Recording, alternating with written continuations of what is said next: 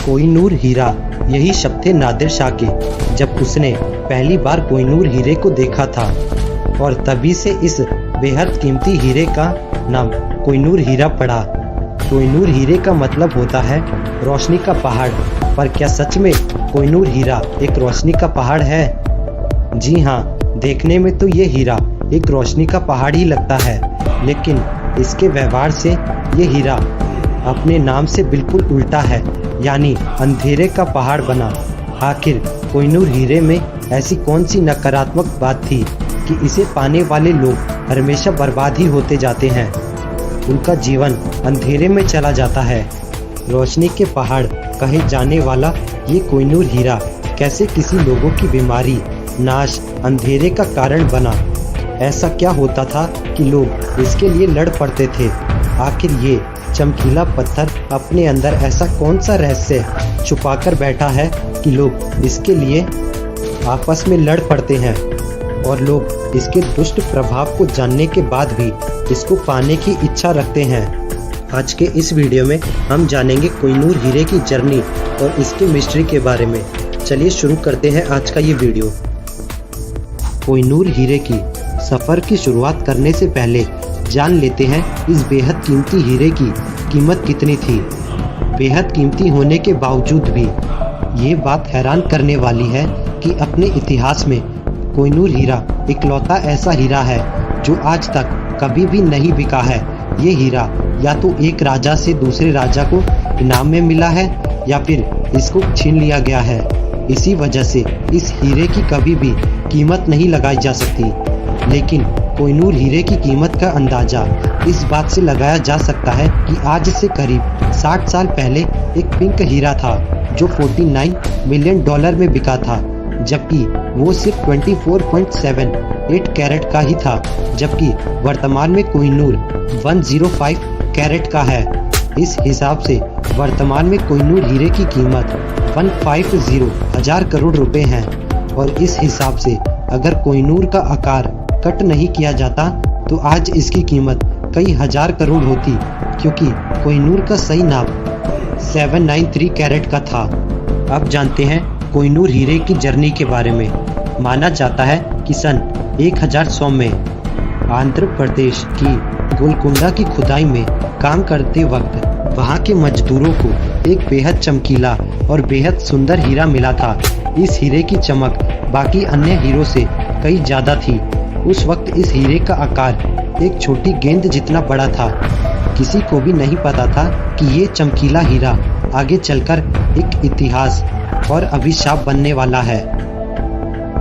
कोहिनूर हीरे का इतिहास हमको मिलता है बाबर द्वारा लिखित बाबरनामे में, जिसमें उन्होंने लिखा था ये हीरा मालवा के राजाओं की संपत्ति में शामिल था, जहां से ये हीरा काकतीय वंश के पास पहुंचा। ये हीरा काकतीय राज में कैसे आया इसके बारे में किसी को नहीं पता है, लेकिन ये बात इतिहास में मौजूद है।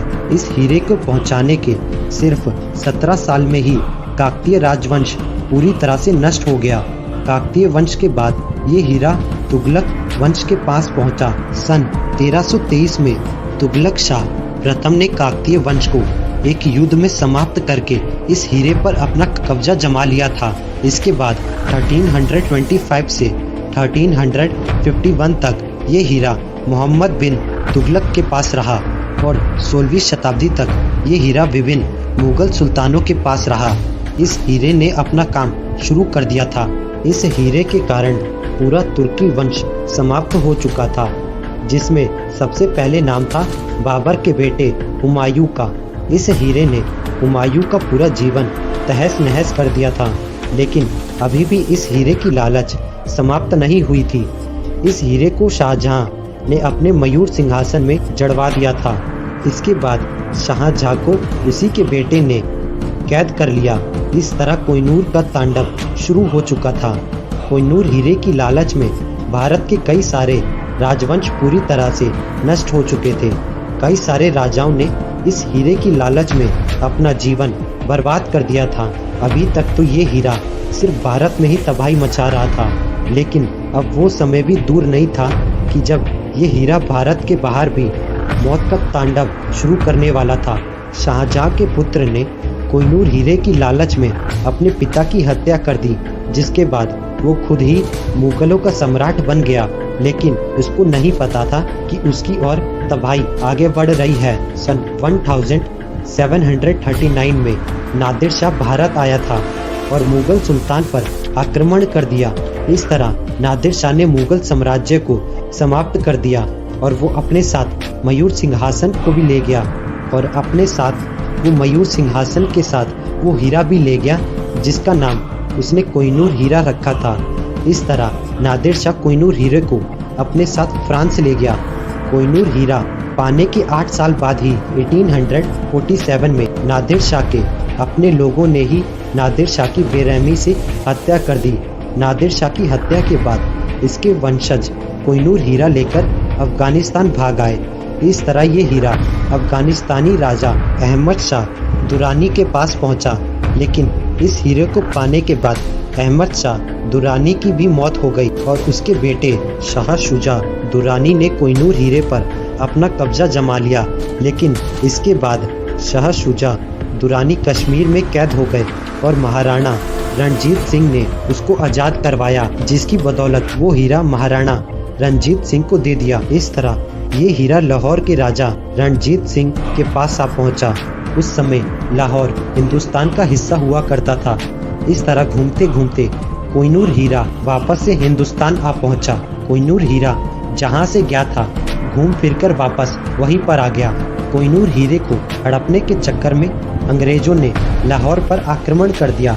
इस युद्ध में भारत बहुत ही आसानी से जीत सकता था, लेकिन अंग्रेजों और सिखों के बीच चल रहे इस युद्ध के दौरान सेनापति का मोर्चा संभालने वाले सेनापति लाल सिंह ने विश्वासघात किया और मोर्चा छोड़कर लाहौर से भाग गए, जिसकी बदौलत सिख सेना को ब्रिटिश सेना से हार का स्वाद चखना पड़ा। सन 1839 में महाराणा रणजीत सिंह की मृत्यु हो गई, जिसके बाद कोहिनूर हीरा रणजीत सिंह के बेटे दिलीप सिंह के पास पहुंचा। लेकिन रणजीत सिंह की मृत्यु के बाद अंग्रेजों ने भारत पर कब्जा करने का कार्य शुरू कर दिया। सन 1849 में ब्रिटिशों ने दिलीप सिंह को हरा दिया और संधि करने के लिए उस समय के गवर्नर के साथ समझौता किया था, जिसके मुताबिक कोहिनूर हीरा भारत की नहीं बल्कि अंग्रेजों की संपत्ति होगी। इस तरह सन 1849 में ये हीरा ब्रिटिश ईस्ट इंडिया कंपनी के हाथ लगा और सन 1850 में कोहिनूर हीरे को ब्रिटिश की महारानी विक्टोरिया को सौंप दिया गया। महारानी विक्टोरिया ने सन 1852 में कोहिनूर हीरे को 105 कैरेट का बनवाकर अपने मुकुट के हिसाब से बनवा लिया। साथ ही ये बात भी कही गई कि ये हीरा सदैव महिला ही धारण करेगी।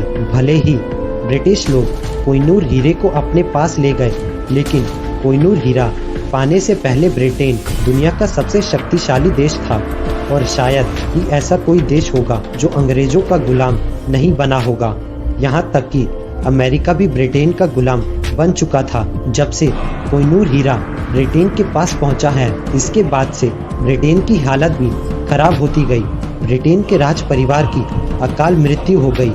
फिर धीरे धीरे जो ब्रिटेन विश्व का सबसे शक्तिशाली देश था, आज वो कई देशों से पीछे चल रहा है। आज भी कोहिनूर हीरा ब्रिटेन की महारानी के सिर का ताज बना हुआ है। सिर्फ भारत ही नहीं है जो इस हीरे को अपनी संपत्ति बता रहा है, बल्कि पाकिस्तान, बांग्लादेश और अफगानिस्तान, ईरान, अफ्रीका, ये सभी देश कोहिनूर हीरे को अपनी संपत्ति बता रहे हैं। सन 1976 में पाकिस्तान के प्रधानमंत्री ने ब्रिटिश प्रधानमंत्री से कोहिनूर हीरा पाकिस्तान की संपत्ति होने का दावा किया था, जिसको ब्रिटिश ने खारिज कर दिया। आज़ादी के 5 साल बाद यानी सन 1953 में भारत ने भी ब्रिटिश से कोहिनूर हीरे की वापसी की मांग की थी, जिसको ब्रिटिश ने अस्वीकार कर दिया था। वहीं पाकिस्तान का कहना है कि ये हीरा लाहौर से चोरी कर लिया गया था, इसलिए कोहिनूर हीरे पर भारत का हक नहीं है बल्कि पाकिस्तान का हक है। खैर जो भी हो, पर फिलहाल ये बात बिल्कुल सच है कि आज कोहिनूर हीरा ब्रिटेन के पास है और वो किसी भी हालत में भारत या पाकिस्तान को ये हीरा वापस नहीं देने वाला है और ना ही आसानी से राजी होगा देने के लिए। ब्रिटेन कानूनी रूप से कोहिनूर को अपनी संपत्ति बता रहा है। उम्मीद है आप लोगों को ये वीडियो पसंद आया होगा। वीडियो पसंद आए तो इस चैनल को सब्सक्राइब कर लेना और बेल आइकन को जरूर प्रेस कर लेना। आज के वीडियो में बस इतना ही। बहुत जल्द मिलते हैं एक नई वीडियो के साथ। जय हिंद।